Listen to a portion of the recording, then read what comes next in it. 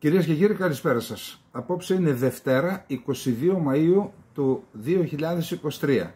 Να ξαναπούμε χρόνια πολλά στους Κωνσταντίνους, στις Κωνσταντίνες και τις Ελένες. Χθες, όσοι δεν μας είδανε χθες, χρόνια πολλά, να είστε όλες και όλοι καλά. Να ξεκινήσουμε τα θέματά μας.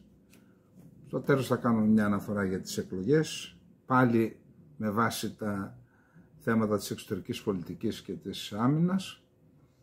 Λοιπόν, πάμε στο Μπαχμούτ.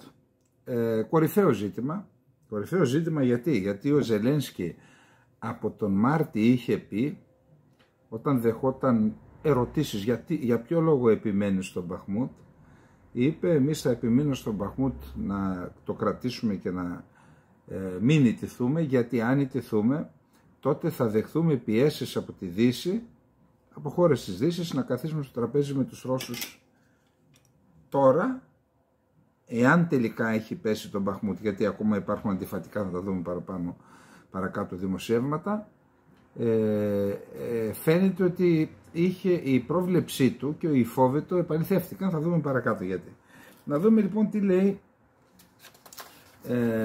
μια αναφορά του Reuters στηριζόμενη σε ουκρανικά μέσα για τον Μπαχμούτ.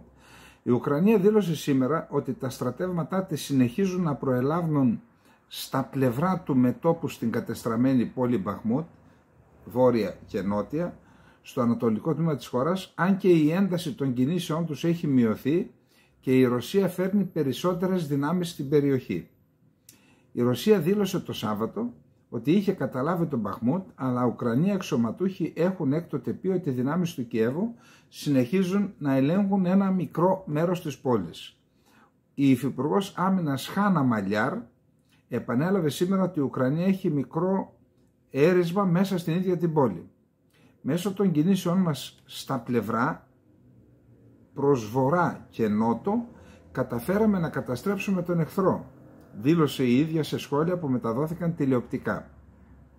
Μετακινούμενοι κατά μήκος των πλευρών και καταλαμβάνοντας ορισμένα υψώματα εκεί, οι ένοπλες δυνάμεις μας κατέστησαν πολύ δύσκολη την παραμονή του εχθρού μέσα στην ίδια την πόλη. Συνεχίζουμε να προελάβουμε, αλλά η ένταση της προέλασης έχει κάπως μειωθεί. Εάν μιλήσουμε για τον βορρά, υπάρχει πολύ λιγότερη ενεργή δράση εκεί. Εάν μιλήσουμε για τον νότο, προχωρούμε και η υπεράσπιση του Μπαχμούτ ως πόλης έχει πετύχει πλήρως τον στρατιωτικό της σκοπό. Το Reuters δεν ήταν σε θέση να διασταυρώσει ανεξάρτητα την κατάσταση στο πεδίο της μάχης. Όπως είπαμε, γίνεται ένας πόλεμος προπαγάνδας. Θα δούμε τι θα συμβεί, κανείς δεν ξέρει τώρα. Στη συνέχεια θα δούμε ποια είναι η απάντηση της Ρωσίας μέσω ενός απόστατου συνταγματάρχη.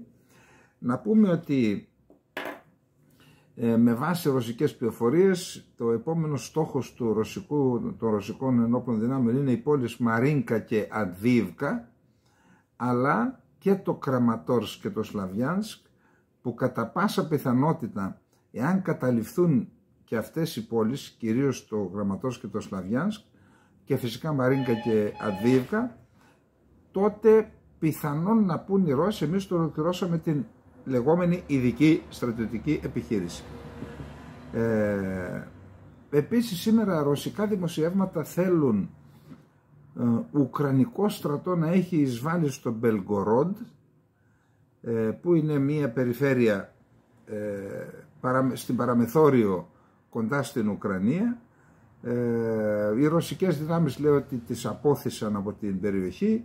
Η Ουκρανία αρνείται ότι μπήκαν ουκρανικές ένοπλες δυνάμεις μέσα στο ρωσικό έδαφος. Επίσης είχαμε αεροπορικούς βομβαρδισμούς και πυραυλικές επιθέσεις στην πόλη Ντνίπρο, όπου φαίνεται ότι συγκεντρώνονται δυνάμεις για την αντεπίθεση, και αναφέρθηκε για πρώτη φορά ότι έγινε μαζική αεροπορική επίθεση, νομίζω στο Κραματόρσκ, και χτυπήθηκαν εκεί και στρατεύματα και αποθήκες. Μαζική αεροπορική επίθεση. Τι λέγαμε? Ότι το ερωτηματικό κυρίως των αεροπόρων στην Ελλάδα των επιχειρησιακών ήταν γιατί δεν βλέπουμε αεροπορικές επιχειρήσεις, ιδιαίτερα με την επιχείρηση Πακέτο. Τώρα λοιπόν φαίνεται δεν αναφέρθηκε η λέξη επιχείρηση σχηματισμός πακέτο, αλλά αναφέρθηκε η λέξη μαζική αεροπορική επιχείρηση για πρώτη φορά. Φαίνεται ότι προσαρμόζουν, θα δούμε παρακάτω, μια καταπληκτική μελέτη που κάναν Άγγλοι, Βρετανοί ειδικοί για την μετεξέλιξη της τακτικής του ρωσικού στρατού από τότε που ξεκίνησε ο πόλεμος. Και λένε ότι έχει βελτιωθεί κτλ. Αυτά κατά τα άλλα στην Ουκρανία γίνεται η προετοιμασία για την αντεπίθεση, αλλά δεν υπάρχουν στοιχεία που να μιλούν για αυτήν, δεν μπορώ να καταλάβω τι γίνεται, θα γίνει, δεν θα γίνει. Τις τελευταίες μέρες υπάρχει μια σιωπή. Πάντως να πούμε ότι κατά πάσα πιθανότητα οι Ρώσοι ακολουθούν το εξής δόγμα, έχουν πρωτοφανείς πυραυλικές επιθέσεις μέρα παραμέρα το Μάιο και αεροπορικές επιθέσεις όπως είπαμε, που έχουν στόχο προφανώς να αποδιαρθρώσουν τον μηχανισμό ο οποίος προετοιμάζεται για να εκδηλώσει την αντεπίθεση. Λοιπόν, αυτά έχουμε με την Ουκρανία, έχει και παρακάτω πράγματα. Ας δούμε όμως την πλευρά της Ρωσίας τι λέει. Η Ρωσία τι λέει για τον Μπαχμούτ. Ακούστε. Ο Αντρέι Μαρότσκο, συνταγματάρχης αναποστρατεία της Λαϊκής Πολιτοφυλακής του Λουγκάνσκ, λέει τα εξής για την Ουκρανική προπαγάνδα. Έτσι ονομάζει τις θέσεις που εκφράζουν οι Ουκρανοί για τον Μπαχμούτ. Οι αρχές της Ουκρανίας επιδιώκουν να κάνουν θόρυβο παραπλάνηση σχετικά με την απώλεια του Αρτεμόφσκ, γνωστό ως Μπαχμούτ στην Ουκρανία. Οι Ρώσοι το ονομάζουν Αρτεμόφσκ ή Αρτεμόφσκ, και να παρουσιάσουν την ήττα τους ως ένα είδος νίκης για να αποτρέψουν να χαθεί το ηθικό των στρατευμάτων τους. Αυτά είπε ο απόστατος συνταγματάρχης την Κυριακή 21 Μαΐου του 2023. Όσο για τις δηλώσεις της Ουκρανίας ότι ο στόχος επιτεύχθηκε, είναι μια πολύ κακή μεταμφίεση για την ήττα που υπέστη. Που είπαν οι Ουκρανοί ότι εμείς είναι παγίδα τον Μπαχμούτ, θα κάνουμε την επιχείρηση Λαβίδα και θα τους εγκλωβίσουμε μέσα και πετύχαμε το στόχο μας. Προσπάθησαν λοιπόν, θυμόσατε, τέτοιες δηλώσεις έκαναν και όταν απελευθερώθηκε η Μαριούπολη, με δικά του λόγια λέω. Προσπάθησαν να βαφτίζουν την ήττα τους ως νίκη και τότε. Αυτά είπε στο ραδιόφωνο Κομσομόλσκαγια Πράβδα. Στην πραγματικότητα, σύμφωνα με τα λεγόμενά του, τέτοιες δηλώσεις δεν είναι τίποτα παρά ένα επικοινωνιακό παιχνίδι. Όπως συνήθως, ο Ζελένσκι θα απονείμει παράσημα στους ηττημένους, δεν αποκλείεται να δούμε νέους ήρωες από αυτό το μέτωπο, εξήγησε. Σύμφωνα πάντως με τον συνταγματάρχη τον Απόστρατο, οι Ουκρανικές δυνάμεις ενδέχεται να προσπαθήσουν να αντιπιτεθούν στην πόλη που κατέλαβαν. Δεν έχουν συμβιβαστεί με αυτή την απώλεια. Επιπλέον βλέπουμε ότι προσπαθούν να αντιπιτεθούν και να επιστρέψουν στον Μπαχμούτ. Γνωρίζουμε τη στάση του Ζελένσκι για την πόλη αυτή. Μπορεί να χρησιμοποιήσει όλους τους πόρους που διαθέτει, τουλάχιστον για να καταλάβει ορισμένες τοποθεσίες στα προάστια και να κηρύξουν άλλη μια νίκη, να πούν ανακαταλάβουμε την πόλη. Να πούμε ότι στις 20 Μαΐου το Ρωσικό Υπουργείο Άμυνας δήλωσε ότι οι δυνάμεις της Βάγνερ, υποστηριζόμενες από το περιβολικό του τακτικού στρατού και από αεροσκάφη της ομάδας μάχης του Νότου, κατέλαβαν την πόλη. Ο Πούτιν συνεχάρει την ομάδα Βάγνερ και τα τακτικά στρατεύματα για την απελευθέρωση της πόλης, οι μάχες στην οποία συνεχίζονται από τον Αύγουστο του 2022, είπαμε περίπου 226 ημέρες. Αυτή είναι η κατάσταση. Είπαμε τι είπε η Υπουργός Άμυνας της Ουκρανίας, είπαμε τι είπε και η ρωσική πλευρά, εσείς βγάζετε τα συμπεράσματά σας. Είπαμε το στον Μπελγορόντ έγινε, οι Ρώσοι ισχυρίζονται, έγινε απόπειρα να εισβάλλουν στον Δνίπρο. Εδώ υπάρχει ένα θέμα, ότι υπάρχει ένα δημοσίευμα που λέει ότι οι Ρώσοι χρησιμοποιούν τα ντρόν δολώματα για να αποκαλυφθούν οι θέσεις του ρωσικού αντιαεροπορικού πυροβολικού και στη συνέχεια να τα πλήξουν με βλήματα αντιαεροπορικά, θα τα δούμε αυτά στη συνέχεια. Επίσης πύραυλοι έπληξαν, ρωσικοί πύραυλοι έπληξαν τις αποθήκες πυρομαχικών της 24ης Μηχανοκίνησης Ταξιαρχίας Πεζικού. Λοιπόν, να δούμε τώρα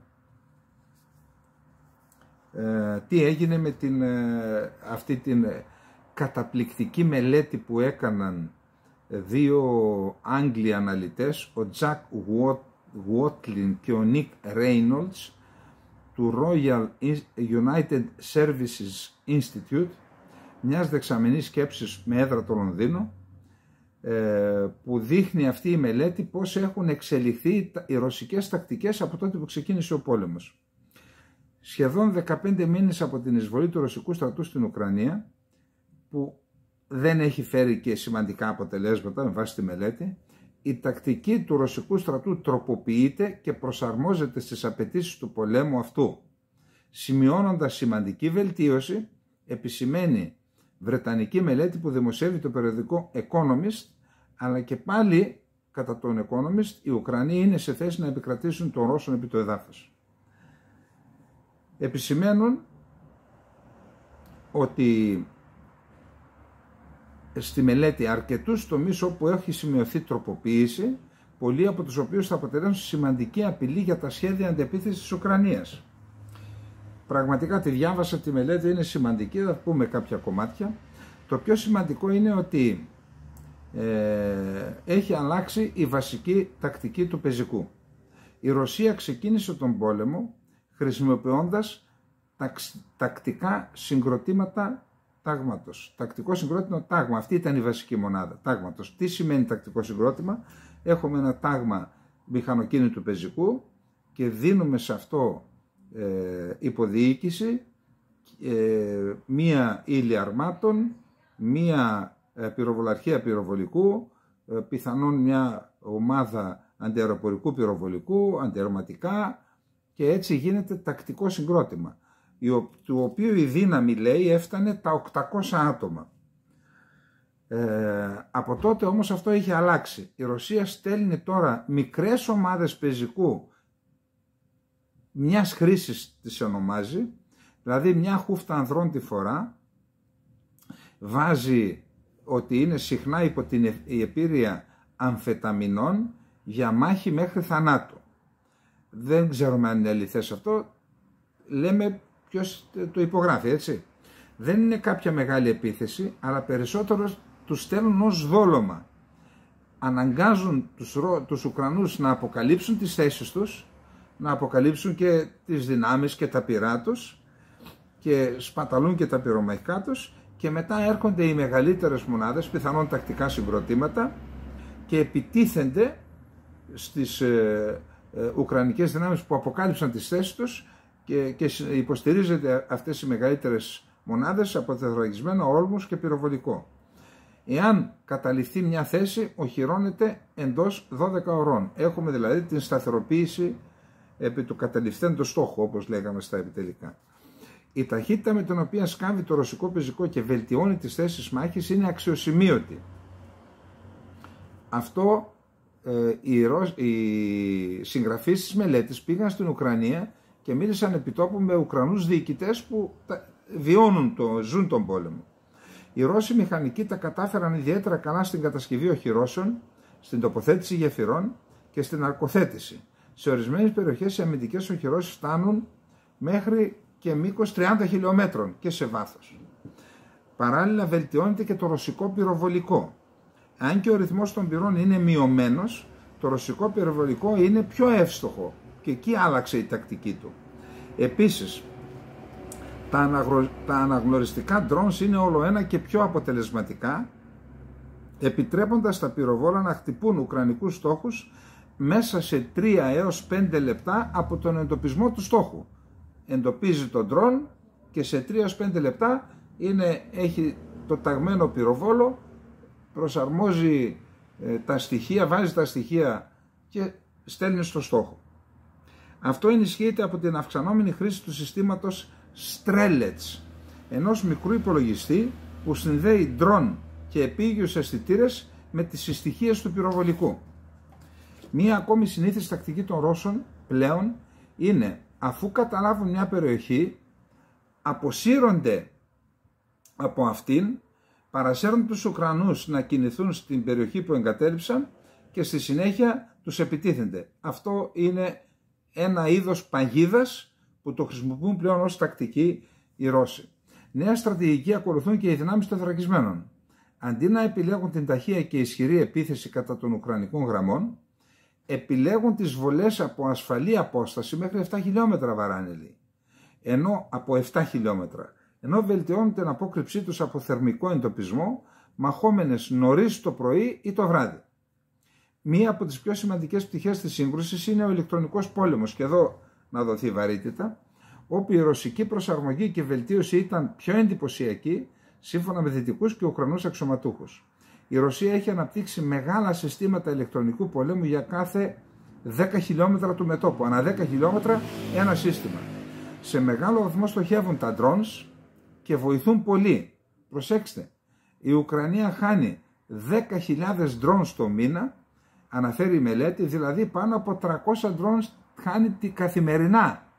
Για να δείτε πόσο ρόλο παίζουν συστήματα ηλεκτρονικού πολέμου, αντί να σπαταλάς πυράβλους για να ρίξεις τα drone. Είναι τεράστιο θέμα. Μας αφορά αυτό. Η ρωσική αεροπορική άμυνα, που πέρσι ήταν αντικείμενο χλέβης, έχει επίσης ενισχυθεί. Υπάρχει ολοένα και καλύτερη σύνδεση μεταξύ των μονάδων αυτών, επιτρέποντας στις μονάδες να μοιράζονται δεδομένα για εισερχόμενες απειλές και έτσι καταρρίπτουν ένα σημαντικό ποσοστό πυράβλων.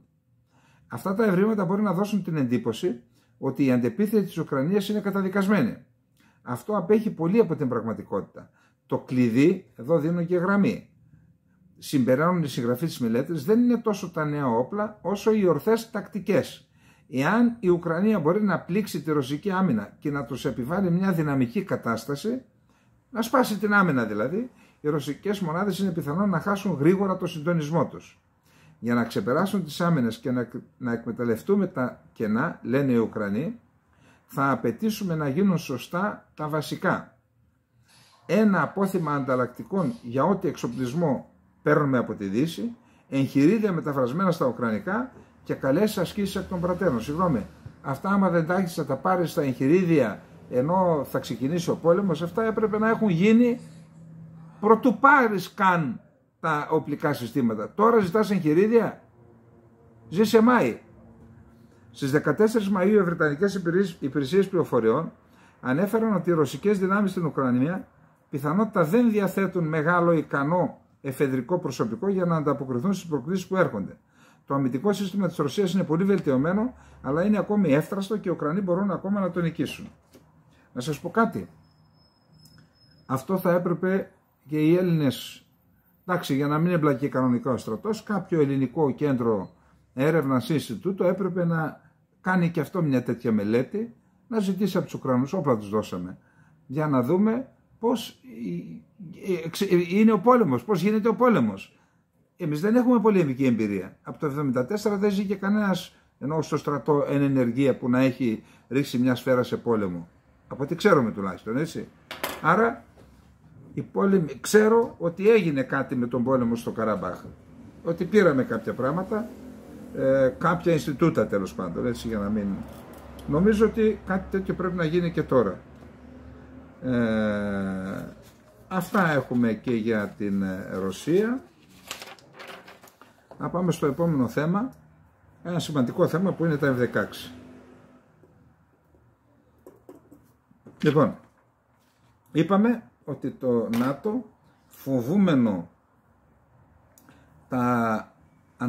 ότι εάν έδινε από την αρχή μαζικά οπλικά συστήματα, όπως θα τα πούμε στη σειρά, πιθανόν τα αντανακλαστικά της Ρωσίας να ήταν τέτοια που θα μπορούσε να προκαλέσει και μία κλιμάκωση που θα ήταν και ανεξέλεγκτη, προτίμησαν πρώτα να στείλουν ελαφρύ οπλισμό, φορητά όπλα, στη συνέχεια να στείλουν πυροβόλα, στη συνέχεια να στείλουν τεθωρακισμένα οχήματα μάχης, μετά να στείλουν άρματα μάχης και να στείλουν αντιαεροπορικά, να στείλουν πυράβλους κρούζ μεγάλου βεληνικούς και τώρα μπαίνει και το παιχνίδι, μπαίνουν και τα F-16. Μεγάλο θέμα. Να δούμε που βρισκόμαστε τώρα, γιατί οι Ρώσοι αντιδρούν. Έχουμε και την αντίδραση του μονίμου αντιπροσώπου της Ρωσίας στον ΟΗΕ για το θέμα. Για να δούμε. Η Ευρωπαϊκή Ένωση χαιρετίζει την απόφαση της ομάδας των G7 να προετοιμαστεί για την αποστολή μαχητικών αεροσκαφών F-16 στην Ουκρανία και αναμένει ότι θα μπορέσει να τα παραδώσει σύντομα, δήλωσε ο Μπορέλ. Αυτή είναι μια πολύ καλή ιδέα. Αυτό είναι ένα εξαιρετικό βήμα από την G7 για να ξεκινήσει επιτέλους η προετοιμασία των συνθηκών για την προμήθεια μαχητικών αεροσκαφών στην Ουκρανία. Η εκπαίδευση πιλότων έχει ήδη ξεκινήσει. Αυτό είναι το πρώτο πράγμα που πρέπει να γίνει και πραγματικά σύντομα θα δοθούν F-16 στην Ουκρανία. Σύντομα λέγοντας 18 μήνες πιθανόν. Η εκπαίδευση πιλότων, είπαμε, ξεκίνησε. Ο Μπορέλ είχε αναφέρει στο παρελθόν ότι αισθάνεται όλο και περισσότερο ως Υπουργός Άμυνας της Ευρωπαϊκής Ένωσης παρά ως επικεφαλής της Ευρωπαϊκής Διπλωματίας. Στις 21 Μαΐου, ο πρόεδρος των ΗΠΑ, Τζο Μπάιντεν, σε συνέντευξη τύπου στο περιθώριο της Συνόδου Κορυφής των G7 στη Χειροσίμα, ανακοίνωσε ότι η ΗΠΑ μαζί με τους συμμάχους τους θα ξεκινήσει την εκπαίδευση Ουκρανών πιλότων συμπεριλαμβανομένων των αεροσκαφών F-16. Αν και η Δύση έσπευσε να υποσχεθεί το Κίεβο ότι θα προμηθεύσει την Ουκρανία με αμερικανικά μαχητικά F-16, δυτικοί στρατιωτικοί αξιωματούχοι υποστηρίζουν ότι αυτά θα είναι επιχειρησιακά έτοιμα σε διάστημα 18 μηνών, 1,5 χρόνος δηλαδή. Συνεπώς αυτό σηματοδοτεί την προσδοκία εκ μέρους της G7 και του Προέδρου Ζελένσκι ότι ανεξάρτητα από το αποτέλεσμα της αντεπίθεσης των Ουκρανών, αυτός ο πόλεμος θα συνεχιστεί και τον επόμενο χρόνο, υποστήριξε ο Βρετανός πρώην διοικητής της κοινής διοίκησης των δυνάμεων του ΝΑΤΟ, Ρίτσαρντ Μπάρονς. Όπως είπε χαρακτηριστικά, τα F-16 θα δώσουν τη δυνατότητα στους Ουκρανούς να πάρουν τον έλεγχο στον Ουκρανικό εναέριο χώρο, κάτι που μπορεί να είναι ο καθοριστικός εκείνος παράγοντας που θα είναι σε θέση να αλλάξει τους όρους του παιχνιδιού όσον αφορά τον πόλεμο. Υπενθυμίζεται, εδώ μπαίνουμε στο ψαχνό, ότι ο πρόεδρος των ΗΠΑ υποστήριξε πως έλαβε διαβεβαιώσεις από τον Ουκρανό ομόλογό του, Ζελένσκι, ότι τα F-16 δεν θα χρησιμοποιηθούν για επιθέσεις κατά ρωσικού εδάφους, αν και σημείωσε πως θα έχουν κάθε δικαίωμα να πλήξουν ρωσικούς στόχους εντός της επικράτειας της Ουκρανίας, υπονοώντας προφανώς και την Κριμαία αλλά και τα εδάφη που προσάρτησε η Ρωσία. Ντονέτσκ, Λουγκάντσκ, Χερσόνα, Ζαπορίζια. Αυτό άλλωστε υποστήριξε ο Μικαήλο Ποντόλιακ, σύμβολος του Προέδρου Ζελένσκι, ο οποίος τόνισε ότι η Κριμαία είναι ένα αδιαμφισβήτητο και αναπόστατο τμήμα της Ουκρανίας. Ήταν, είναι και θα είναι τμήμα της Ουκρανίας, είπε ο Ποντόλιακ. Η απελευθέρωση της Κριμαίας με τη χρήση οποιασδήποτε στρατιωτικής δύναμης και μέσου είναι ο μόνος ορθολογικός τρόπος για να σταματήσουμε τις ρωσικές επιθέσεις και να επαναφέρουμε τον κόσμο στο διεθνές δίκαιο.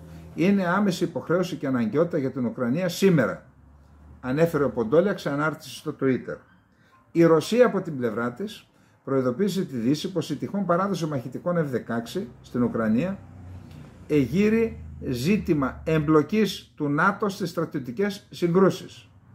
Σε δηλώσεις του ο Ρώσος πρέσβης των ΗΠΑ στις ΗΠΑ, Ανατόλη Αντόνοφ, κατηγόρησε την Ουάσιγκτον ότι δεν θέλει την ειρήνη και υποστήριξε ότι οποιαδήποτε επίθεση στην Κριμαία η Μόσχα θα την εκλάβει ότι γίνεται επίθεση στη Ρωσία. Λοιπόν, είναι ένα μεγάλο θέμα και επειδή είναι μεγάλο το θέμα υπάρχει ένα άρθρο σημαντικό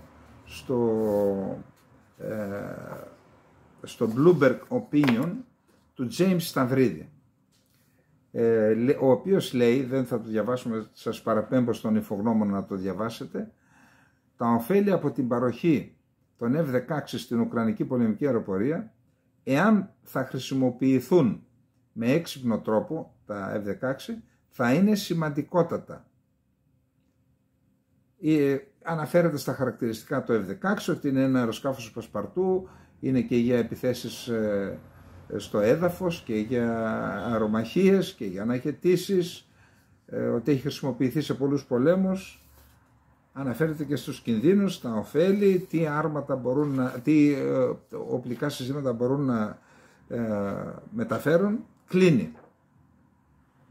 Τα F-16 θα μπορούσαν να αναπτυχθούν σε 2 ή 3 βάσεις γύρω από την Ουκρανία και να τεθούν σε κατάσταση συναγερμού 5 λεπτών, ώστε να κατευθύνονται κατά των εισερχομένων πτήσεων ρωσικών αεροσκαφών σε μία λογική μάχης αέρος-αέρος. Τα αεριοθούμενα αεροπλάνα θα μπορούσαν επίσης να κατανεμηθούν εν μέρει σε βοήθεια των Ουκρανικών χερσαίων δυνάμεων για τη χρήση όπλων υψηλής ακριβίας εναντίον ρωσικών κέντρων υλικοτεχνικής υποστήριξης πίσω από τις εχθρικές γραμμές για την υποστήριξη της ερχόμενης καλοκαιρινής επίθεσης. Εκτός από την επιμελητία, μια στρατηγική που έχει εξυπηρετήσει καλά τους Ουκρανούς μέχρι στιγμής, τα F-16 θα μπορούσαν να χρησιμοποιηθούν εναντίον ρωσικών κόμβων διοίκησης και ελέγχου, οι οποίοι εδρεύουν στην κατεχόμενη Κριμαία. Ο ρωσικός στόλος του Ευξήνου Πόντου, ο οποίος λειτουργεί καλά στην ανοιχτή θάλασσα και εκτός εμβέλειας μη επανδρομένων αεροσκαφών ή πυράβλων κρούζ, με βάση την ξηρά, θα ήταν ένας ζουμερός στόχος για τα F-16. Σίγουρα υπάρχουν προκλήσεις. Γρήγορη εκπαίδευση πιλότων για να νιώσουν άνετα στα νέα τους αεροσκάφη, απρόσκοπτη ενσωμάτωση των μαχητικών στις υπάρχουσες αεροπορικές και χερσαίες επιχειρήσεις για να αποφευθεί το ακούσιο χτύπημα των συναδέλφων Ουκρανών, καθώς και ένα σχέδιο οι Ουκρανοί να τα χειριστούν σε ένα επικίνδυνο περιβάλλον επιφάνειας αέρος πάνω από την Ουκρανία, που δημιουργείται από ρωσικούς πυράβλους S-400 που βασίζονται και είναι εγκατεστημένοι πέρα από τα σύνορα, είτε στη Λευκορωσία είτε στην Ρωσία. Τα ωφέλη ωστόσο θα είναι σημαντικά. Θα προκαλέσουν πλήγμα στο ηθικό των ρωσικών δυνάμεων και παροχή μακροπρόθεσμης ασφάλειας στην Ουκρανία. Είναι μια έξυπνη απόφαση της Δύσης και θα παράσχει την απαραίτητη αεροπορική υποστήριξη στις Ουκρανικές δυνάμεις, ενώ παράλληλα θα αφαιρέσει πλεονεκτήματα και επιλογές από το τραπέζι της Ρωσίας. Τζέιμς Σταυρίδης, ελληνικής καταγωγής, έχει επικριθεί πολλές φορές για αυτά που έχει πει και έχει γράψει. Εν πάση περιπτώσει, καταπληκτικό μυαλό, καταπληκτικός τεχνοκράτης, αξίζει να διαβαστεί το άρθρο του. Ούτως ή άλλως διαβάζουμε και ό,τι θέλουμε το κρατάμε, ό,τι θέλουμε το πετάμε. Κανείς δεν έχασε διαβάζοντας. Λοιπόν, έχουμε τώρα η G7. Ήταν μια σημαντική σύνοδος που έγινε στην Ιαπωνία, τέθηκαν πολλά ζητήματα και το Σουδάν και άλλα ζητήματα που αφορούν την ανθρωπότητα. Πάντως στο τραπέζι ήταν δύο μεγάλα θέματα: Ρωσία, Κίνα. Η Κίνα ενοχλήθηκε από αυτήν την, θα έλεγα, τη στοχοποίησή της. Είχαμε ένα άρθρο στους Global Times που είναι η φωνή του Κομμουνιστικού Κόμματος της Κίνας. Θα δούμε ορισμένα τμήματα του άρθρου και τη θέση και της Ρωσίας για το θέμα. Η κινέζικη κυβερνητική εφημερίδα Global Times χαρακτήρισε σήμερα τη σύνοδο κορυφής της G7 αντικινεζικό εργαστήρι, ενώ το Πεκίνο κάλεσε τον πρέσβη της Ιαπωνίας στο Πεκίνο για να του εκφράσει τη δυσαρέσκειά του και επέκρινε τη Βρετανία σε απάντησή του σε ανακοινώσεις που έγιναν στη διάρκεια του Σαββατοκύριακου από τη σύνοδο στη Χιροσίμα. Η Κίνα έχει εκφράσει τη βαθιά της δυσαρέσκεια για την κοινή ανακοίνωση της ομάδας των 7, στην οποία την επικρίνουν για σειρά θεμάτων, από την Νότια Συνική Θάλασσα και τα ανθρώπινα δικαιώματα, ως τις παρεμβάσεις της στα εσωτερικά ζητήματα των χωρών της G7. Οι χώρες της ομάδας των G7 ζήτησαν στην κοινή ανακοίνωσή τους από την Κίνα να μην επιδίδεται σε παρεμβατικές ενέργειες στα εσωτερικά των χωρών τους και εξέφρασαν την ανησυχία τους για τα ανθρώπινα δικαιώματα, κυρίως στο Θιβέτ και τη Σιντζάνγκ, εκεί που κατοικούν οι τουρκόφωνοι. Παράλληλα υπογράμμισαν τη σημασία της ειρήνης και της σταθερότητας σε όλες τις πλευρές του στενού της Ταϊβάν και δήλωσαν εξαιρετικά ανήσυχες για την κατάσταση στη Νότια Συνική Θάλασσα, κατηγορώντας εμέσως το Πεκίνο για εξαναγκασμό. Σε απάντησή του το Σάββατο το Πεκίνο εξέφρασε την έντονη δυσαρέσκειά του και τη στεναρή του αντίδραση και υπέβαλε επίσημη διαμαρτυρία στην Ιαπωνία, χώρα που φιλοξένησε τη σύνοδο, καθώς και προς άλλες ενδιαφερόμενες πλευρές. Σήμερα στο κεντρικό της άρθρο με τίτλο «Η G7 έχει καταλήξει ένα αντικινεζικό εργαστήρι», Η Global Times αναφέρει ότι οι ΗΠΑ ασκούν μεγάλες πιέσεις για να δημιουργήσουν ένα αντικινεζικό δίκτυο στον δυτικό κόσμο. Δεν πρόκειται απλώς για κατάφερη παρέμβαση στα εσωτερικά ζητήματα της Κίνας και για δυσφήμισή της, αλλά για μια απροκάλυπτη τάση για σύγκρουση μεταξύ των δύο πλευρών, αναφέρεται στο άρθρο. Είπαμε ότι κάλεσε το Κινεζικό Υπουργείο Εξωτερικών την Ιαπωνία. Ο Κινέζος Υφυπουργός Εξωτερικών Σουν Ουεντόγκ διαμαρτυρήθηκε στον Ιάπωνα πρεσβευτή Χιντέο Ταρούμι. Προσέξτε, απάντηση, τσαμπουκά ο Ιάπωνας. Ο Σουν δήλωσε ότι η Ιαπωνία συνεργάστηκε με τις άλλες χώρες της Σύνοδο της G7 σε ενέργειες και κοινά ανακοινοθέντα με στόχο να δυσφημίσουν την Κίνα, να παρεύουν χονδροειδώς στις κοινές εσωτερικές υποθέσεις, να παραβιάσουν τις βασικές αρχές του διεθνούς δικαίου και το πνεύμα των 4 πολιτικών κειμένων που έχουν υπογραφεί μεταξύ Κίνας και Ιαπωνίας, μία αναφορά στην κοινή δήλωση Κίνας-Ιαπωνίας το 1972. Τώρα δείτε, απάντησε το Ιάπωνα. Από την πλευρά του Ταρούμι απάντησε ότι είναι φυσικό η G7 να αναφέρεται σε ζητήματα κοινής ανησυχίας, όπως έχει κάνει στο παρελθόν, σημειώνοντας ότι θα συνεχίσει να το πράττει και στο μέλλον, εφόσον η Κίνα δεν αλλάζει τη στάση της. Δηλαδή τσαμπουκάς, έτσι. Η Ρωσία, σύμμαχος της Κίνας, που έγινε και αυτή στόχος επικρίσεων στο ανακοινωθέν της G7, επειδή έχει εισβάλει στην Ουκρανία, χαρακτήρισε τη σύνοδο εκολαπτήριο αντιρωσικής και αντικινεζικής ιστερίας. Πάντως η κινεζική πρεσβεία στη Βρετανία κάλεσε χθες το Λονδίνο να σταματήσει να δυσφημίζει την Κίνα, επειδή ο Βρετανός Πρωθυπουργός Ρίση Σούνακ δήλωσε ότι το Πεκίνο, το είπαμε χθες, αποτελεί τη μεγαλύτερη παγκόσμια πρόκληση για την ασφάλεια και την ευημερία της ανθρωπότητας, παρακαλώ. Δυνατές κουβέντες. Πάντως, σε σχέση με τα ρωσοκινέζικα, ο επικεφαλής του Συμβουλίου Εθνικής Ασφάλειας της Ρωσίας, Νικολάη Πατρούσεφ, θα έχει σήμερα συνομιλίες με τον Τσενγκ Ουετσίνγκ, μέλος του πολιτικού γραφείου της Κεντρικής Επιτροπής του Κομμουνιστικού Κόμματος της Κίνας, αρμόδιος για ζητήματα που άπτονται της αστυνομίας, νομικών ζητημάτων και της συλλογής πληροφοριών, σύμφωνα με το ρωσικό πρακτορείο ΡΙΑ. Πρόκειται για την πρώτη συνάντηση Πατρούσεφ Τσεν, διευκρίνησε το ΡΙΑ. Ο Πατρούσεφ, πρώην επικεφαλής της Υπηρεσίας Εσωτερικής Ασφάλειας της Ρωσίας, της FSB, θεωρείται γενικά από τα σκληρά γεράκια στο στενό κύκλο του Βλαντιμίρ Πούτιν. Ο δε γιος του προαλήφεται για διάδοχος του Πούτιν, για τη μετά Πούτιν εποχή. Οι διμερείς συνομιλίες για ζητήματα ασφάλειας γίνονται κάθε χρόνο. Πάντως, το Reuters επισημαίνει ότι οι δύο χώρες ενίσχυσαν τις σχέσεις τους σε οικονομικό, πολιτικό και στρατιωτικό επίπεδο μετά την εισβολή της Ρωσίας στην Ουκρανία. Τώρα, έχουμε και ένα άλλο θέμα, πριν περάσουμε στις διαμεσολαβήσεις, που έχουμε πληθωρισμό διαμεσολαβήσεων για την ειρήνη. Είχε προγραμματιστεί συνάντηση του Προέδρου της Βραζιλίας με τον Ζελένσκι. Εκεί ο Ζελένσκι προφασίστηκε ότι έφτασε αργά στο χώρο που ήταν να συναντηθούν, δεν είχε χρόνο και δεν είδε τον Λούλα. Τώρα δεν ξέρω αν ήταν ένα μήνυμα, επειδή ο Λούλα καταδίκασε μεν την εισβολή, αλλά την ίδια στιγμή επιρρύπτει ευθύνες στη ΣΥΠΑ και στη Δύση ότι δεν θέλουν να σταματήσει ο πόλεμος. Έτσι. Και δεν έβαλε κυρώσεις. Δεν ξέρω αν αυτό ήταν μια αντίδραση του Ζελένσκι ή αν κάποιοι του είπαν μη βλέπεις το Λούλα. Πάντως ο Λούλα έκανε δηλώσεις. Και ψιλογαζί δηλαδή. Για να δούμε.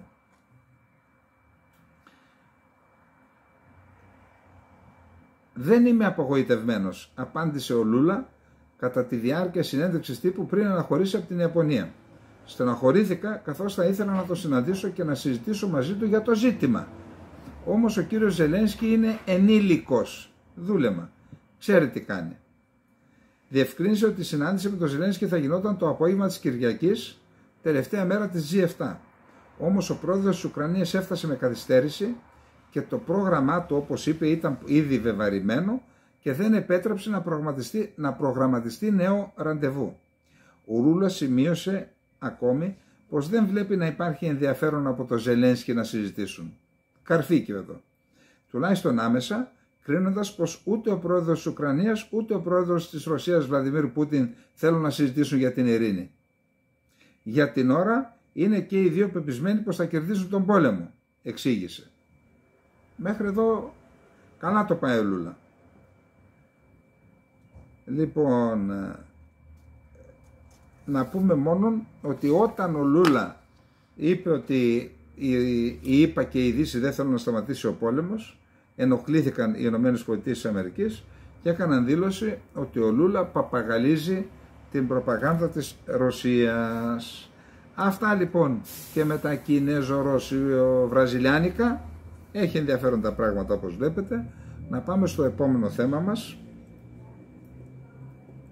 Πάμε. Χθες μιλούσαμε για 5 διαμεσολαβήσεις, 5 διαμεσολαβητικές προσπάθειες ή τέλος πάντων προθέσεις ή... Τώρα έχουμε καινούργια ιστορία. Όχι μία, 3, άλλες 3. Έκλεισε στη Δύση να προχωρήσει σε διάλογο με τη Ρωσία έτσι ώστε να μπει ένα τέλος στον πόλεμο στην Ουκρανία, απευθύνει η Αυστρία. Τη στιγμή που δημοσιεύματα αναφέρουν ότι η ΗΠΑ θα μπορούσαν να είναι ο κύριος εγγυητής ασφάλειας της Ουκρανίας στο πλαίσιο μιας συμφωνίας που ετοιμάζει το ΝΑΤΟ. Αυτό είναι πάρα πολύ ενδιαφέρον θέμα. Η Δύση πρέπει να συνεχίζει να μιλά με τη Ρωσία με τον τρόπο που κάνει η Αμερικανική κυβέρνηση. Και εδώ ρίχνει καρφιά, σου λέει αυτοί οι δύο μιλάνε. Αναφέρει σε δηλώσεις του στην γερμανική εφημερίδα Die Welt ο αυστριακός υπέξ Αλεξάντερ Σάλενμπεργκ, ο οποίος υποστηρίζει ότι η Αυστρία διατηρεί έναν μη επίσημο διάβλο επικοινωνίας με τη Μόσχα. Και αυτή μιλάει με τη Μόσχα. Σύμφωνα με το αυστριακό υπέξ, διεθνείς πλατφόρμες όπως ο ΑΣΕ και τα Ηνωμένα Έθνη πρέπει να αξιοποιηθούν για τις συνομιλίες με τη Ρωσία, επισημαίνοντας ότι αυτή πρέπει να είναι παγκόσμια ευθύνη των δυτικών κρατών. Η Ρωσία δεν έχει εξαφανιστεί από το χάρτη, καθώς παραμένει ο μεγαλύτερος γεωγραφικός γείτονας της Ευρώπης και η ισχυρότερη πυρηνική δύναμη του κόσμου, είπε ο αυστριακός υπέξ. Προσέξτε τώρα για τη συμφωνία που ετοιμάζεται, είναι πολύ σημαντική αυτή.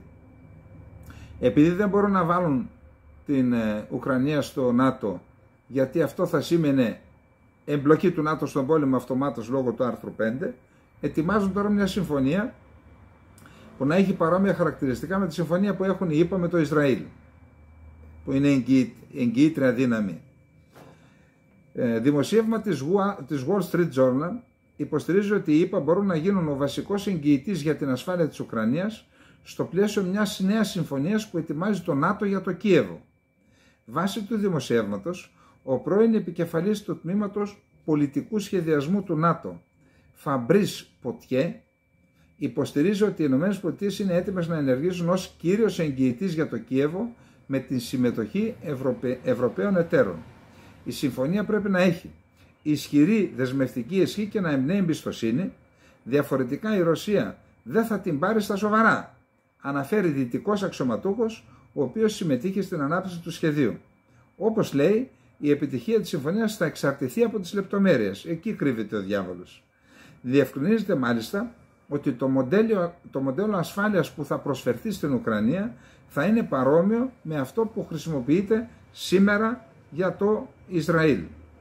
Εγγυητές εκτός από τις ΗΠΑ αναμένεται να είναι Μεγάλη Βρετανία, Γερμανία και Γαλλία. Πάλι καλά που δεν βάζουν την Τουρκία. Επίσης έχουμε κι άλλη πρωτοβουλία. Η Δανία θα ήθελε να φιλοξενήσει σύνοδο κορυφής τον Ιούλιο. Τον Ιούνιο, αρχές Ιουνίου θα πάνε οι 6 αφρικανικές χώρες. Αυτή λέει τον Ιούλιο. Σύνοδο κορυφής να φιλοξενήσει. Για το πώς θα εξευρεθεί η ειρήνη ανάμεσα στην Ουκρανία και τη Ρωσία. Όμως μια τέτοια συνάντηση θα απαιτούσε δέσμευση από Ινδία, Κίνα και Βραζιλία, δήλωσε σήμερα ο Δανός Υπουργός Εξωτερικών Λάρς Λόκε Ράσμουσεν. Καταρχάς πρέπει να καταβάλουμε προσπάθεια για να δημιουργηθεί παγκόσμια δέσμευση ώστε να οργανωθεί μια τέτοια συνάντηση. Αυτά τα είπε στο περιθώριο του Συμβουλίου Υπουργών Εξωτερικών στις Βρυξέλλες. Σε μια ειρηνευτική σύνοδο κορυφής δεν θα συμμετείχαν μόνο οι σύμμαχοι της Ουκρανίας. Είναι απαραίτητο να οικοδομηθεί ενδιαφέρον και εμπλοκή από χώρες όπως η Ινδία, η Βραζιλία και η Κίνα. και δεν θέλω δύσκολο να δω να συμμετέχει και η Ρωσία, άρα να την εκπροσωπήσουν κατά κάποιο τρόπο αυτές τις τρεις μεγάλες χώρες. Εάν η Ουκρανία κρίνει πως έχει έρθει η ώρα για μια τέτοια συνάντηση, αυτό θα ήταν φανταστικό και τότε η Δανία θα ήθελε σαφώς να φιλοξενήσει τη συνάντηση. Λοιπόν, και υπάρχει και μια άλλη πρωτοβουλία, δεν έχω βρει κείμενο, ο Σταύρος μου την είπε, ότι η Πολωνία και οι βαλτικές χώρες, φοβούμενοι την ήττα της Ουκρανίας, ότι μια ήττα της Ουκρανίας, ότι αν συνεχιστεί ο πόλεμος και κάποια στιγμή καταρρεύσει η Ουκρανία και επικρατήσει η Ρωσία, ότι τότε η απειλή θα έρθει κοντά στα σύνορά τους, ζήτησαν τώρα από την Πολωνία να πρωταγωνιστήσει η Πολωνία, οι βαλτικές χώρες, ούτως ώστε να γίνει μια διαμεσολαβητική προσπάθεια για να τελειώσει ο πόλεμος. Άρα έχουμε μια κινητικότητα, θα δούμε. Τώρα για όσους λένε εδώ, όταν έρχεται και σου λέει η Υφυπουργός Άμυνας της Ουκρανίας, ότι εμείς έχουμε ένα σχέδιο λαβίδα να τους περικυκλώσουμε και να ανακαταλάβουμε την πόλη. Αν δεν σας το πω, δεν θα είναι έντιμο. Είναι μια πληροφορία, μια είδηση. Όταν την κρύβεις ή όταν λες άλλον, κάνεις προπαγάνδα. Εμείς δεν κάνουμε προπαγάνδα εδώ, ούτε κρύβουμε πράγματα. Δεν σημαίνει ότι το υιοθετούμε. Ούτε το υιοθετούμε, ούτε δεν το υιοθετούμε. Αυτά λέει ο ένας, αυτά λέει ο άλλος. Δεν είμαστε εκεί για να σας πούμε τι είδαμε. Δηλαδή τώρα μετά από τόσο καιρό στο κανάλι υποτίθεται ότι έχουμε συνηθίσει να βλέπουμε πράγματα και έχουμε, ας πω τη λέξη, εκπαιδευτεί. Εντάξει, μην ξαναρχίζουμε πάλι από την αρχή. Λοιπόν, πάμε στο έκτο θέμα μας. Το έκτο θέμα είναι, φαίνεται ότι υπάρχει, ξέρετε, μια ευρωπαϊκή πρωτοβουλία για ειρήνευση μεταξύ Αρμενίας και Αζερβαϊτζάν. Υπάρχει ο θύλακας του Ναγκόρνο Καραμπάχ, του ορεινού Καραμπάχ. Είναι μια περιοχή την οποία την έχω επισκεφτεί ως διεθνής παρατηρητής εκλογές που είχαν γίνει εκεί. Με κάλεσαν οι Αρμένοι και πήγα, και επειδή ήμουν παρατηρητής μου έδωσε το εκεί Υπουργείο Εξωτερικών ένα τζιπ και έναν διερμηνέα και γύρισα όλα τα εκλογικά τμήματα. Σας λέω τι λένε οι ίδιοι. Οι ίδιοι λένε ότι το Σοβιετικό Σύνταγμα τους είχε αναγνωρίσει από τότε αυτονομία και τους έδινε το δικαίωμα, αν διαλυθεί η Σοβιετική Ένωση, να κηρύξουν την ανεξαρτησία τους. Αυτό λένε οι Αρμένοι. Πάντως ήταν έδαφος της δημοκρατίας του Αζερβαϊτζάν, της σοσιαλιστικής δημοκρατίας του Αζερβαϊτζάν, αυτόνομη περιοχή μέσα στο έδαφος της σοσιαλιστικής, η οποία όταν ανακήρυξε την ανεξαρτησία της δεν δέχθηκε το δημοψήφισμα που έκαναν οι Αρμένοι και κήρυξαν την ανεξαρτησία τους. Έγινε ένας πόλεμος το 92-93, οι Αρμένοι του Ναγκόρνο Καραμπάχ κατέλαβαν το 20% συνολικά του εδάφους του Αζερβαϊτζάν. Τότε οι Αζέροι δεν είχαν στρατό, από ό,τι μου είπαν θα μπορούσαν να φτάσουν μέχρι τον Μπακού, διαλυμένοι ήταν. Δεν επάνδρωσαν όμως τις περιοχές καθαρά τις αζερικές που είχαν καταλάβει, προκάλεσαν φυγή ανθρώπων, δηλαδή είχαμε Αζέρους πρόσφυγες που ταλαιπωρήθηκαν οι άνθρωποι. Εν πάση περιπτώσει, οι Αζέροι προετοιμάστηκαν, έκαναν στρατό και τελικώς το φθινόπωρο του 2020, με τη βοήθεια της Τουρκίας και την υποστήριξη του Ισραήλ, το οποίο Ισραήλ έπαιξε ρόλο στον εξυγχρονισμό των ενόπλων δυνάμεων του Αζερβαϊτζάν, γιατί θέλει να έχει μια βάση στο Αζερβαϊτζάν και αν γίνει κάποια στιγμή κάτι να επιτεθεί από βορρά στο Ιράν, ή τέλος πάντων να δημιουργήσει μια νησίδα αντιπερισπασμού στο Ιράν. Εκεί λοιπόν ιτήθηκαν οι Αρμένοι, και ιτήθηκαν κυρίως σε εκείνο τον πόλεμο, και οι Αρμένοι του Ναγκόρνο Καραμπάχ, κυρίως επειδή δεν εξυγχρονίστηκαν, δεν φρόντισαν να εξυγχρονιστούν οι ένοπλες δυνάμεις τους. Οι άλλοι είχαν υπερμοντέρνα μη επανδρομένα αεροσκάφη και αυτά τα περιφερόμενα πυρομαχικά, τα ντρόν αυτοκτονίας και σταθιακά, ενώ τις πρώτες 5 μέρες αμήνονταν στεναρά και κάπου είχαν κερδίσει και έδαφος, όταν άρχισαν σταδιακά να χάνουν τα βαριά τους όπλα, μέσα σε 50 μέρες, αν δεν κάνω λάθος, 52 μέρες, έχασαν σχεδόν τα πάντα και έχασαν και εδάφη δικά τους, όχι μόνο αυτά που είχαν καταλάβει, έχασαν και τη Σούση, μία πόλη που είναι ο καθεδρικός ναός εκεί.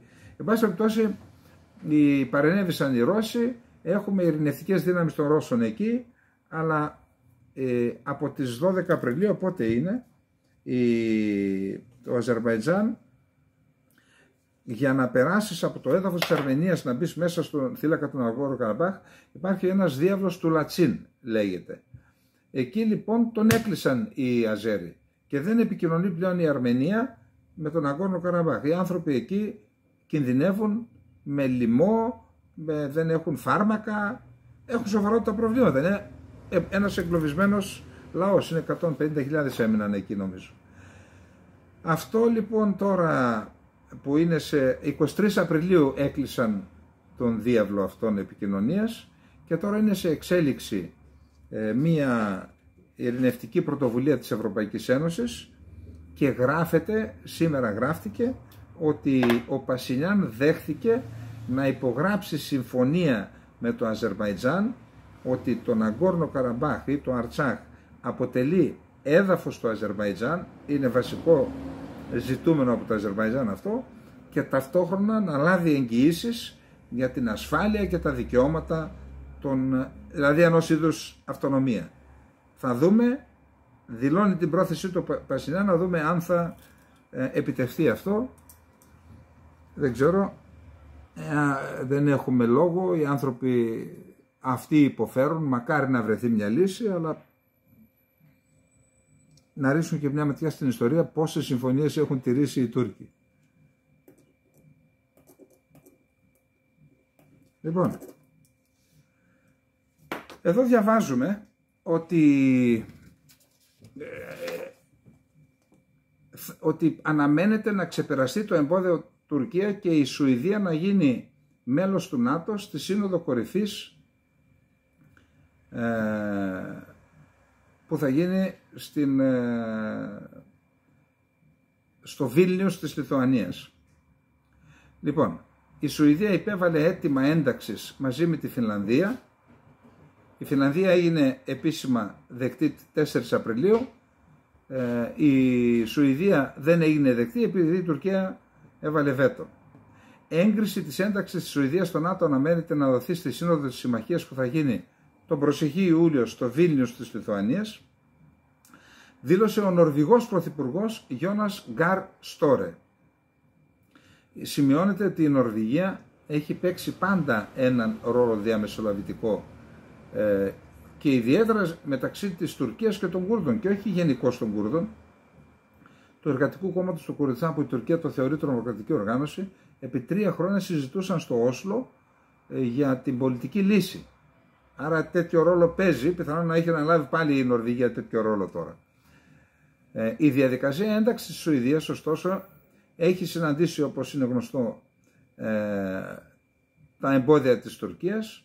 Η Τουρκία, ο Ερντογάν, ο Τσαβούσογλου κατηγορούν την Σουηδία ότι φιλοξενεί Κούρδους αντικαθεστωτικούς, τρομοκράτες τους καλεί η Τουρκία, και ότι δίνει άσυλο σε Τούρκους, σε οργανώσεις κτλ. Το περίεργο είναι ότι μαζί με την Τουρκία έβαλε βέτο και η Ουγγαρία. Τώρα δεν ξέρω αν δείχνει αλληλεγγύη στην Τουρκία ή η Ουγγαρία ή αν το κάνει για τη Ρωσία, έτσι, αν δίνει μηνύματα στη Ρωσία. Ο Στόλτεμπεργκ δήλωσε τον Απρίλιο ότι η συμμαχία θα διασφαλίσει ότι η Σουηδία θα είναι η επόμενη χώρα που θα ενταχθεί. Εντάξει, η επόμενη πότε? Και μια που μιλάμε για το θέμα, σήμερα ο Σοηλού και πόσα δεν είπε για τη Σουηδία. Υπάρχει μια μη κυβερνητική οργάνωση, τουρκική μη κυβερνητική οργάνωση, η οποία λέγεται OIVETC, δηλαδή η ψήφος και τα παρεπόμενα. Και αυτή η μη κυβερνητική οργάνωση έστειλε στις εκλογές παρατηρητές για να δει πώς γίνονται οι εκλογές. Επειδή όμως αυτή είναι τουρκική μη κυβερνητική επειδή χρηματοδοτείται από τη Σουηδία, ο Σουλεμάν Σοϊλού κατηγόρησε τη Σουηδία ότι έχει εμπλοκή στις τουρκικές εκλογές. Δεν έκαναν τίποτα οι άνθρωποι, δεν αναφέρει ότι έκανε τίποτα. Απλά γιατί δίνεις λεφτά σε μια μη κυβερνητική οργάνωση και αυτή παρατηρεί? Δεν έχουν δικαίωμα, λέει, να εμπλέκονται στη διαδικασία των εκλογών. Λοιπόν, τα πολιτικά κόμματα μπορούν να έχουν εκπροσώπους και παρατηρητές στις κάλπες. Δεν μπορεί όμως να έχει μια οργάνωση μη κυβερνητική όπως η ΟΗΒΕΤΕΣΥ και να θέλει τα μέλη της ως παρατηρητές. Το λέω ανοιχτά και ξεκάθαρα. Πηγαίνουν εκεί και τρομοκρατούν τον κόσμο και προσπαθούν να ασκήσουν πίεση. Αυτό δεν μπορεί να συμβαίνει. Το λέω αυτό στις τοπικές διοικήσεις, τις νομαρχιακές, τις επαρχιακές και εκλογικές επιτροπές, στα σχολεία, όπου ψηφίζουν σε όλη την Τουρκία. Είναι αντίθετο με τον εκλογικό νόμο να πάνε εκεί μέσα και να ασκήσουν πίεση στον κόσμο που ψηφίζει στα εκλογικά τμήματα. Λέει στην αστυνομία να φύγουν να τους απομακρύνουν. Το Σουηδικό κράτος χρηματοδοτεί αυτή την οργάνωση ΟΗΒΕΤΕΣΥ, στέλνει χρήματα, αλλά γιατί τα στέλνει?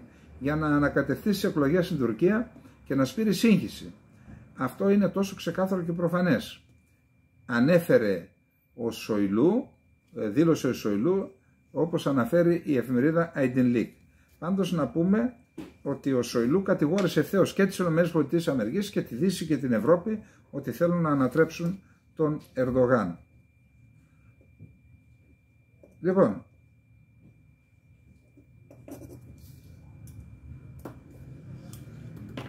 δεν το έχω διαβάσει, το έχει πει ο κύριος Κυρατζόπουλος, ένας Έλληνας από την Κωνσταντινούπολη που κάνει συστηματικές έρευνες, και είπε ότι πάνω από 100 τόνους χρυσού έχει πουλήσει η Τουρκική Κεντρική Τράπεζα από την αρχή του έτους ή από τον Απρίλιο μέχρι τώρα για να στηρίξει την τουρκική λίρα. Γιατί αν δεν την στήριζε, τώρα η τουρκική λίρα θα είχε $1 30 λίρες, τώρα είναι κοντά στις 20. Και όχι μόνο αυτό, πριν γίνει αυτό είχε κάψει 160 δισεκατομμύρια δολάρια για να στηρίξει τη λίρα. Μιλάμε για απίστευτα ποσά. Διότι εάν είχε πάει η λίρα $1 30 λίρες 40, τότε καταλαβαίνετε ότι θα ήταν δύσκολο να κρατηθεί και ο Ερντογάν στη θέση του, έτσι, να κερδίσει τις εκλογές. Σήμερα πάλι η λίρα πρώτη μέρα της εβδομάδας έφτασε το $1 τις 20 λίρες, υποχώρησε λίγο παρακάτω, πάντως δέχεται πιέσει η λίρα και για να υποχωρήσει πάλι έκαψε είτε χρυσό, η Κεντρική Τράπεζα έκανε παρέμβαση στις αγορές, δηλαδή είτε χρυσό είτε συνάλλαγμα. Σε νέα ιστορικά χαμηλά βυθίζεται η τουρκική λίρα, ξεπερνώντας για πρώτη φορά τα επίπεδα των 20 λιρών ανά δολάριο, καθώς η χώρα προετοιμάζεται για το δεύτερο γύρο των προεδρικών εκλογών. Μετά ξαναέπεσε, είπαμε, γιατί έγινε παρέμβαση. Ο Ερντογάν, όπως είπαμε, προηγείται του Κιλισδάρογλου. Και ποιο είναι το περίεργο? Ότι ως οικονομολόγος, λέει, μιλάω, τότε που γελάσαμε, ότι είπε εγώ θα συνεχίσω αυτή την πολιτική που θεωρείται από τους οικονομολόγους όλου του κόσμου ως ανορθόδοξη. Εννοώ των χαμηλών επιτοκίων, ενώ είναι ψηλός ο πληθωρισμός. Κάποιοι χάνουν λεφτά, εννοώ ο λαός. Η προοπτική επικράτηση του Ερντογάν στο δεύτερο γύρο των εκλογών έχει ταρακουνήσει τις αγορές που στοιχημάτιζαν για το τέλος της διακυβέρνησής του, που διαρκεί περισσότερο από 2 δεκαετίες, και των ανορθόδοξων οικονομικών πολιτικών που τη χαρακτηρίζουν. Το νόμισμα το τουρκικό έχασε 44% το 2021 και 30% το 2022 λόγω μιας σειράς μειώσεων των επιτοκίων παρά τον υψηλό πληθωρισμό, που ήταν μέρος της ανορθόδοξης οικονομικής στρατηγικής του Ερντογάν. Ξεχωριστά τα στοιχεία της Κεντρικής Τράπεζας έχουν δείξει ότι οι ξένοι επενδυτές μείωσαν την έκθεσή τους σε τοπικές μετοχές και ομόλογα. Οι τοποθετήσεις τους σε ομόλογα μειώθηκαν κατά 31,3 εκατομμύρια δολάρια την εβδομάδα από τις 12 Μαΐου και οι τοποθετήσεις τους σε μετοχές μειώθηκαν κατά 135 εκατομμύρια δολάρια. Τα στοιχεία της Κεντρικής Τράπεζας έδειξαν επίσης ότι τα καθαρά συναλλαγματικά αποθέματα μειώθηκαν σε χαμηλό άνω των 21 ετών, στα 2,33 δισεκατομμύρια δολάρια την εβδομάδα έως τις 12 Μαΐου, καθώς η ζήτηση ξένων συναλλάγματος αυξήθηκε εν ώψη των εκλογών. Οι τουρκικές τράπεζες περιόρισαν την πρόσβαση σε ορισμένα ατομικά δάνεια και ανέβαλαν τις αποφάσεις για την επέκταση των εταιρικών δανείων μετά τους νέους κανονισμούς που θεσπίστηκαν εν ώψη του δεύτερου γύρου. Δηλαδή κάτι σαν capital control, αλλά όχι ακριβώς. Εδώ λοιπόν να σας πω το εξής. Στην Τουρκία υπήρχε ένα σύστημα που δεν σε επέτρεπε να διπλοψηφίσεις μέχρι προχθεσινές εκλογές. Ποιο ήταν αυτό? Πήγαινες και όταν ψήφιζες έβαζες αυτό το δάχτυλο σε μια μελάνη η οποία δεν βγαίνει με τίποτα, βγαίνει μετά από ένα μήνα, ό,τι και να κάνεις. Άρα αν πήγαινες να ξαναψηφίσεις, λερωμένος έχεις ψηφίσει, φύγε. Σε αυτές τις εκλογές αυτό καταργήθηκε. Πώς το ακούτε? Υπάρχουν υπολογισμοί ότι πάνω από 2 εκατομμύρια ψήφοι μόνο Κούρδων εκλάπησαν με διάφορους τρόπους από τον Ερντογάν σε αυτές τις εκλογές. Προσέξτε με αυτό. Ιδιαίτερα λέει ότι στις περιοχές των σεισμοπλήκτων παρουσιάζεται ότι ψήφισαν και οι νεκροί. Μα δεν μπορεί να ψηφίσουν οι νεκροί. Πώς λέει το τραγούδι?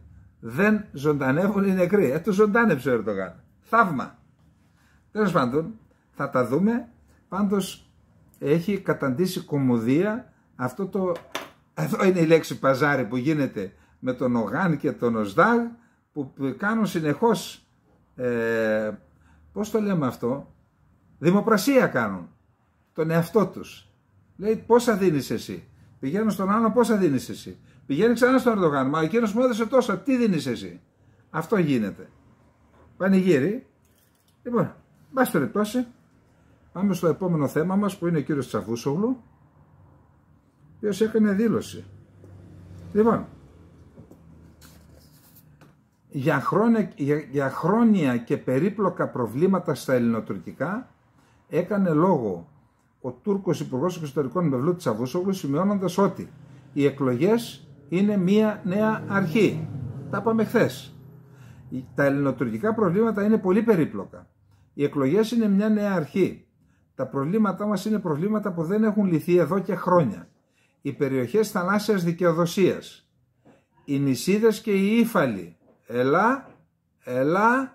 των οποίων η ιδιοκτησία δεν είναι ξεκάθαρη με συμφωνίες, είναι εύκολο να λυθούν, σημείωσε στη συνέντευξη του στο Χαμπέρ Τουρκ ο Τσαβούσογλου. Συνεχίζοντας, ο Τούρκος Υπουργός πρόσθεσε ότι οι Έλληνες χρεώνουν 10 μίλια πάνω και 6 μίλια κάτω. 10 μίλια στον αέρα ο εναέριος χώρος και 6 μίλια τα χωρικά ύδατα. Και πάλι το καθεστώς των αποστατικοποιημένων νησιών είναι ένα θέμα. Η απέτηση για 10 μίλια εναέριου χώρου είναι ενάντια στο διεθνές δίκαιο. Ενώ οι απαιτήσεις της Τουρκίας είναι με βάση το διεθνές δίκαιο, που λέει ότι δεν έχουν τα νησιά ΑΟΣ και υφαλοκρηπίδα. Αυτό που έχει σημασία είναι αν η άλλη πλευρά, η Ελλάδα, θα κάνει βήματα σε αυτά τα θέματα.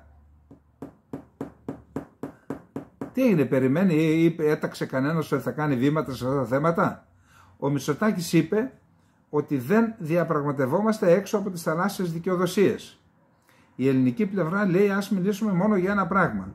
Εμείς λέμε ότι θα συνεχίσουμε να τα λέμε όσο συνεχίζονται τα άλλα προβλήματα, τα βάζουμε όλα στο τραπέζι δηλαδή. Και μια που είπε για θαλάσσιες δικαιοδοσίες, που λέει θαλάσσιες ζώνες. Το έχουμε πει τόσες φορές και συνεχίζουν την ίδια ρητορική. Όταν λες θαλάσσιες ζώνες, εννοείς ΑΟΣ, υφαλοκρηπίδα και χωρικά ύδατα. Εμείς δεν έχουμε να συζητήσουμε τίποτα με την Τουρκία στο θέμα των χωρικών υδάτων. Άρα, μη λέτε θαλάσσιες ζώνες, διότι σας τα παίρνει ο Τσαβούσογλου και μας το πασάρει κατάμουτρα. Θα λέμε μόνο ΑΟΣ και υφαλοκρηπίδα, όχι θαλάσσιες ζώνες. Και ο Πρωθυπουργός το συνεχίζει να το λέει, η κυρία Ντόρα συνεχίζει να το λέει, τη διορθώνει ο Χατζηνικολάου και προχθές και ο κύριος Αβραμόπουλος. Αλήθεια, εκλέχθηκε ο Αβραμόπουλος. Άνθρωπος τόσα χρόνια υπουργός εξωτερικών, υπουργός άμυνας, επίτροπος, και ο λαός δεν τον εξέλεξε γιατί? Λοιπόν, και επειδή αυτό το θέμα είναι σοβαρό, για να δούμε τι έγινε στις εκλογές προεκλογικά με αυτό το θέμα. Λοιπόν, επειδή χθες έκανα μια μικρή ανάλυση, πάντα με εθνικό κριτήριο, δεν ανέφερα ότι η μεγάλη έκπληξη ήταν η νίκη.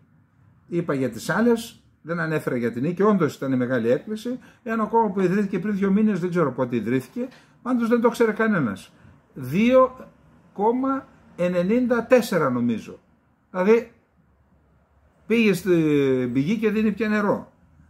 Είναι ένα μεγάλο, με πρόεδρο τον δάσκαλο τον Ατσιό, έναν άνθρωπο του οποίου έχουμε φιλοξενήσει άρθρα, γιατί είναι ένας μάχημος δάσκαλος που αγωνίζεται για την ποιοτική εκπαίδευση των Ελλήνων μαθητών, και να δούμε τι έγραψε ο κύριος Απόστολος Αποστολόπουλος για το αποτέλεσμα των εκλογών, και δεν το αναφέρομαι τυχαία. Τώρα εσείς έχετε ακούσει πολλά, δεν αναφέρομαι, κυρίως για αυτό που καταλήγει ο Απόστολος Αποστολόπουλος, ένας νέστορας της ελληνικής δημοσιογραφίας, ξέρει καλά γράμματα, ενώ πολιτικά και δημοσιογραφικά. Νικητής των εκλογών αδιαμφισβήτητος είναι πρωτίστως ο Μητσοτάκης και ακολούθως το κόμμα του η Νέα Δημοκρατία. Είναι έτσι επειδή εξ αρχής ο ΣΥΡΙΖΑ συλλογικά είχε προσωποποιήσει την κομματική αντιπαράθεση. Αντίστοιχα ο Τσίπρας εισπράττει εξ ολοκλήρου την αποτυχία του κόμματός του. Με το κλείσιμο της κάλπης, από εκεί που ήταν στο απειρόβλητο, έχει μπει θέμα αντικατάστασής του. Ο Μητσοτάκης θα σύρει το κόμμα σε νέα νίκη στις προσεχείς εκλογές. Μην είσαι και τόσο σίγουρος, δεν ξέρουμε τι βγάζει κάλπη, γκαστρωμένη είναι. Ο Τσίπρας είτε μείνει είτε φύγει, θα σύρει το ΣΥΡΙΖΑ στην επισφράγιση της ήττας. Λογικό. Η ήττα του ΣΥΡΙΖΑ δεν είναι συγκυριακή και δεν έχει προοπτική ανάκαμψης. Ο ΣΥΡΙΖΑ ήταν και είναι κουτσό άλογο με προβληματικό αναβάτη. Είναι προφανές ότι και οι δυο είναι προϊόντα εκτός τόπου και χρόνου. Αντικαταστάτης δεν υπάρχει. Ο συμμιτισμός σοσιαλδημοκρατίας στην Ευρώπη δεν φτουράει στην Ελλάδα. Όσο για την ανασυγκρότηση της αριστεράς σε κάτι που να θυμίζει έστω αμυδρά την ιστορία της, θέλει δουλειά πολύ. Θέλει και χρόνο. Το ερώτημα είναι, και εδώ είναι το ζουμί, γι' αυτό το διάλεξα να το πούμε. Το ερώτημα είναι αν ο νικητής θα χαρεί τη νίκη του όπως ελπίζει. Απάντηση σε αυτό μπορεί να δώσει μόνο ο μεγάλος απόν αυτών των εκλογών, δηλαδή τα εθνικά θέματα, γι' αυτό το διαβάσαμε. Έστω ένας σχολιαστής, δημοσιογράφος, πολιτικός δεν ασχολήθηκε, δεν τα έθιξε, λες και δεν υπάρχουν, λες και είναι τριτοκλασσά τα ζητήματα, τα εθνικά θέματα προεκλογικά. Καμία ερώτηση. Λες και δεν είχαν αφηνιάσει παραμονές εκλογών τα ίδια ΜΜΕ για τις απειλές της Τουρκίας, τα σχέδια διαμερισμού του Αιγαίου, τις άγριες διαθέσεις των ΗΠΑ. Κυριολεκτικά συνωμοσία σιωπής για το θέμα των εθνικών θεμάτων προεκλογικά. Κάνει λάθος όποιος πιστεύει ότι αυτά μετά την περηφανή νίκη της Νέας Δημοκρατίας είναι εύκολο να λυθούν με ευληγησία, με σκύψιμο εννοεί, ελιγμούς, διεθνή δικαστήρια και μερικούς παράδες για παξίσεις στο πόπολο. Δηλαδή να δώσεις κανένα επίδομα και να περάσουν τα εθνικά θέματα. Λεπτομέρεια.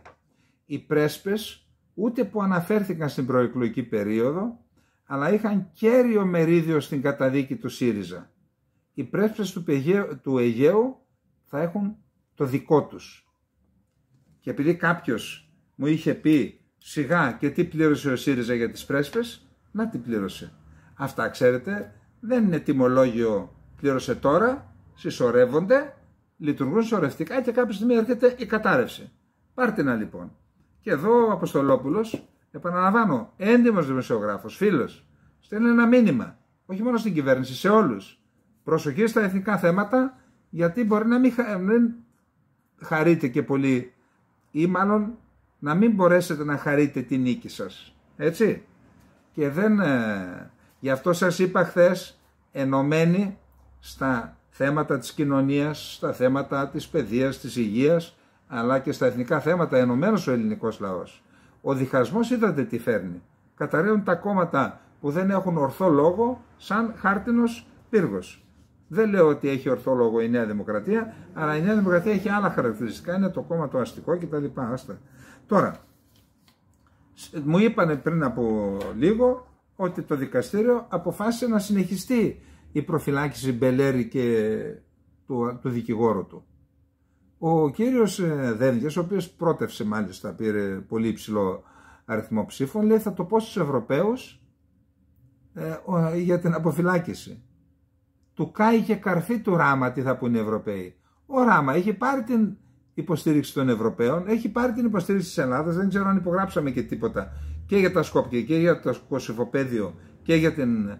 Εσείς οι ίδιοι λέγατε, κύριε Δένδια, εμείς είμαστε υπέρ της εισόδου των Δυτικών Βαλκανίων στην Ευρωπαϊκή Ένωση. Τώρα πώς θα πεις βάζω εκ των υστέρων όρους? Δεν σκέφτηκες να βάλεις τότε όρους? Τώρα θα βάλεις. Αφήσατε τους Αλβανούς να γκρεμίζουν τα σπίτια των Ελλήνων, να σκοτώνουν τον Κούμα, να σκοτώνουν τον Κατσίφα, κάνατε την πάπια όλοι σας. Και τώρα που βάλαν και τον Μπελέρη, τώρα ξυπνήσατε. Προεκλογικά. Κάποιος έδωσε θάρρος στο αλβανικό κράτος να τα κάνει όλα αυτά. Του δώσατε εσείς θάρρος. Και τώρα πάτε από τους Ευρωπαίους. Γιατί ο Ευρωπαίος θα βγάλει το φίδι από την τρύπα? Τι του νοιάζει του Άγγλου, του Πορτογάλου, του Πορτογάλου ή του Δανού να έρθει να δει τι γίνεται στη Χιμάρα? Εσένα πρέπει να σε νοιάζει.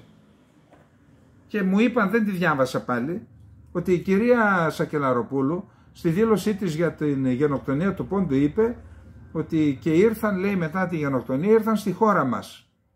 Ήρθαν οι Έλληνες του Πόντου στη χώρα μας. Δεν ήρθαν στη δικιά σου χώρα. Ήρθαν στην πατρίδα τους, στη μητέρα πατρίδα. Δηλαδή ποιος τα γράφει? Δεν έχουν έναν άνθρωπο να δούνε ποιος γράφει τις ανακοινώσεις τους? Πού θα τη ρίξετε τη χώρα? Και μην παίρνετε θάρρος από τις εκλογές. Και ο Τσίπρας είχε πάρει θάρρος, κοιτάξτε που βρίσκεται. Μην παίρνετε θάρρος. Λοιπόν, αυτά είχαμε να πούμε. Καληνύχτα, να είστε όλες και όλοι καλά. Καληνύχτα.